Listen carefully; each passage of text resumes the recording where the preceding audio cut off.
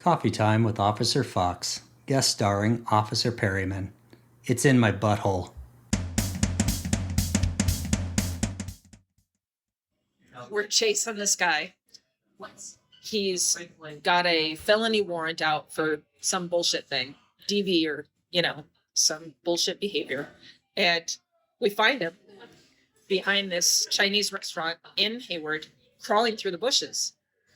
And he's going along the fence line and he's crawling through thick bushes. So we can't use the dog because when I saw him, I started chasing him. My door popper didn't work. So I pulled my taser out.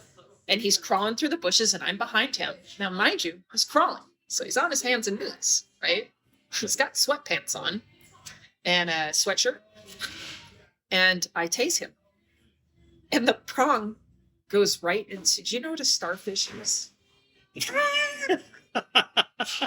One of the prongs hits the starfish. No. Now, I've never felt sorry for anyone before that is a crook. I kind of feel like if you're running, if you're fighting, or if you're doing, something you shouldn't be doing, you get what you ask for, right?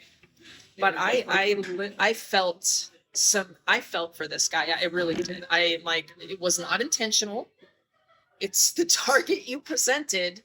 And, it went right through the sweats and starfished this guy. And, he let out a scream that I grew up on a farm and in farmland, and I've never even heard a butchered animal let out a scream like this. He sounded like a woman that was being squeezed in a trash compactor. He just, and he couldn't really function during that whole thing as they're loading him up onto the ambulance. They were not pleasant to this guy at all. They rolled him over onto his back, which of course hurt him more than being on his stomach.